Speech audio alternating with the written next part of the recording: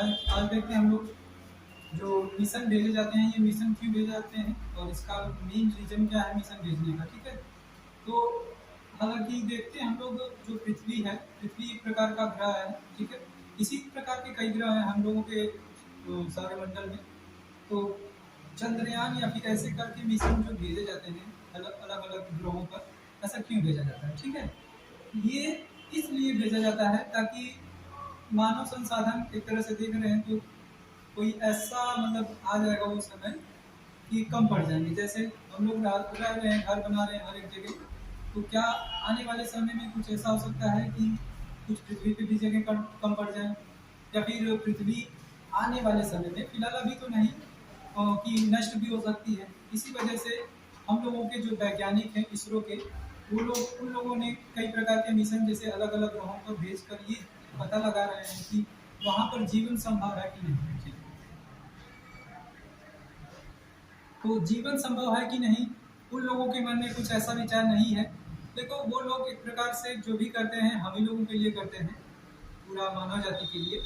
ये नहीं कि उन लोगों का कोई एक तरह से लगाव है कि हाँ हम ही लोग अपने लिए। बहुत सारे ऐसे देखते हैं जॉब वगैरह जो होते हैं, वो लोग खुद के लिए, जैसे अपने लिए, अपने बच्चों के लिए, अपने परिवारों के लिए करते हैं। लेकिन वैज्ञानिक जो होते हैं ना कि किसी के लिए, पूरे मानव जाति के लिए या फिर पूरे जो भी पृथ्वी पे जीव जंतु हैं उन सभी लोगों के लिए ही ये लोग काम करते हैं। तो ऐसा इस वजह से भेजा जाता है कि और कहीं भी जीवन है या नहीं।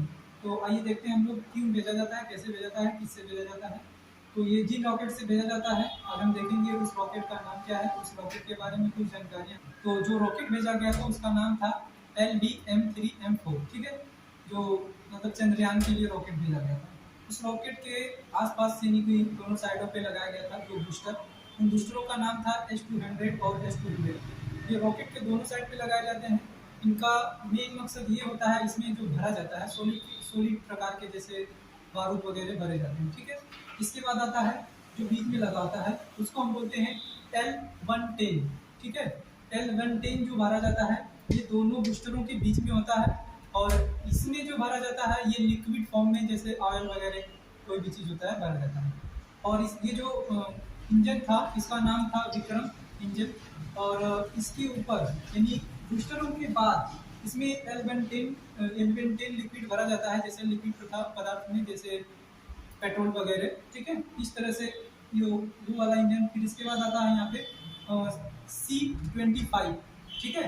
C25 में जो होता है क्रायोनिक इंजन लगा होता है, तो गैसें होती हैं वो भरा जाता है हमारे क्रायोनिक इंजन में। क्रायोनिक इंजन एक प्रकार से बहुत हाई लेवल का इंजन होता है जो कि रॉकेट वगैरह में ही इस्तेमाल किया जाता है। हालांकि हम लोग गाड़ी वगैरह में इस्तेमाल नहीं कर सकते हैं, और गाड़ी में इस्तेमाल करने का मतलब है कि वो बहुत तेज, उसकी स्पीड बहुत तेज होती है, लगभग 11.2 प्रति सेकेंड। कहने का मतलब आँख पलटाते ही 11.2 का वो स्पीड दे देता है। उसके बाद आता है हमारा यहाँ पे पेलोड। पेलोड में जो भरा जाता है उसी में हमारा जो एक प्रकार से विक्रम लैंडर है, और रोवर और लैंडर उसी में भरा जाता है जो पेलोड होता है, ठीक है।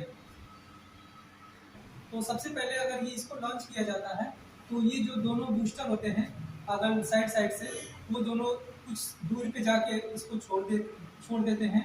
फिर इसके बचता है हमारा यहाँ पर L110 का मतलब होता है उसमें जो लिक्विड फॉर्म में ऑयल वगैरह भरा जाता है, फिर इसके बाद वो छोड़ता है।